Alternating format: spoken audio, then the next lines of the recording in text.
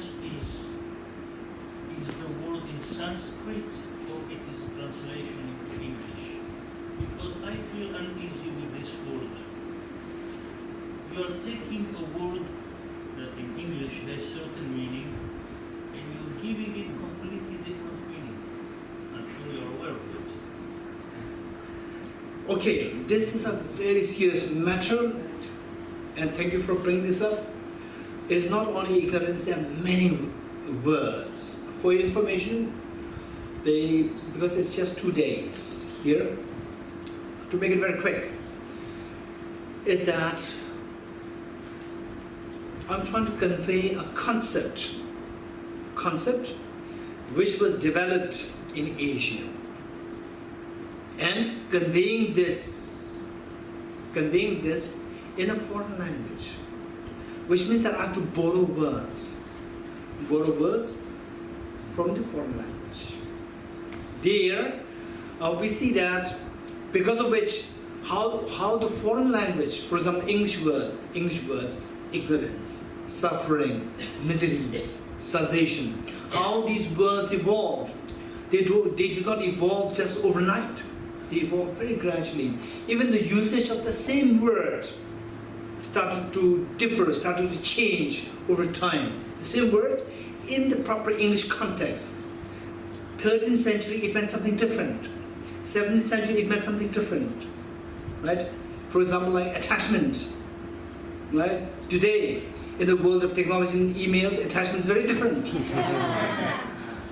Right? Very different. So there's a joke. We said that the younger monk and the senior monk. And the younger monk asked the senior monk, "Sir, can I use emails?" And the senior monk said, "Provided you have no attachments." Provided there's no attachment to the email. Right? So it means very different. In the earlier context, attachment means, grasping at things. Today, the world of technology and the world of emails, the attachment is just something that you attach to others. So even the usage within the same context in the language, it changes. So therefore, this point is very, very important point you raised. What's your name? Mikhail. Okay, what Mikhail brought up is a very important point. For that matter, the point is, if you really want to learn the concept, original concept, as evolved in the particular place and location, so what is advice is that we should be good listeners. We should be good listeners. For example, me, I learned English since my childhood. Still, my English is not that good. So when I converse with a philosopher, when I converse with the scientist, I should be very sympathetic to listen to what other person says. In the process, the vocabularies which the scientist uses, which the Western philosophers they use, when these people use the same vocabulary which I use, which I myself use, then I should not impose the meaning of the vocabularies, the way I understand it, on the way other person uses. So what I should be doing is that finally my job is these vocabularies, they are the mediums, they are not the end, they are the mediums to convey a concept. So my job should be very sympathetic, listen very carefully, to the extent to see what is the referent of this word.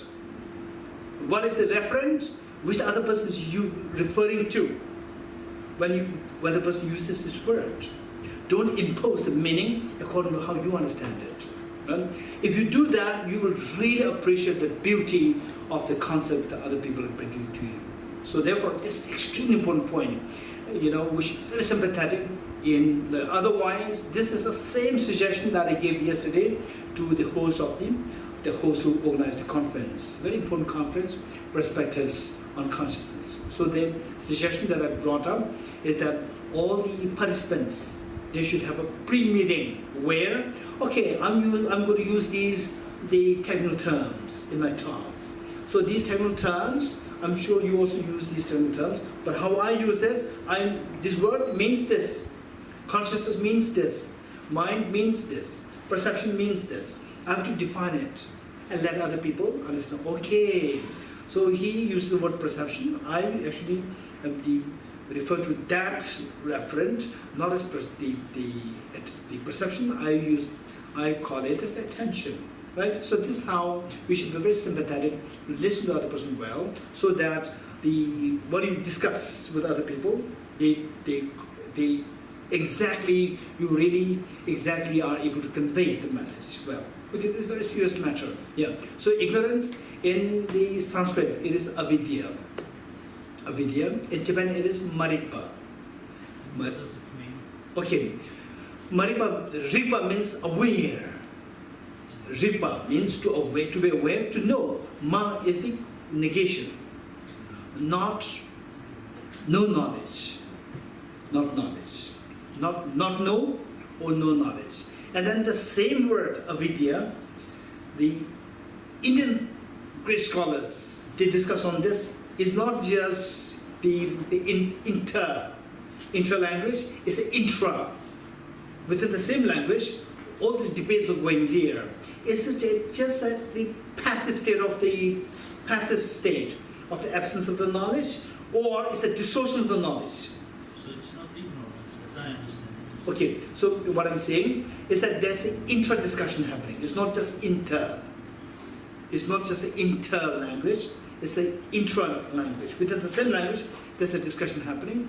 Well, the word, the avidya means? It's just a passive state of the absence of knowledge, or the active state of distorting the knowledge. So both have the connotation of avidya. So in English, once you know this, what it means, then it is you who should decide. Some people translate it in English as delusion. I would say that this is not as accurate.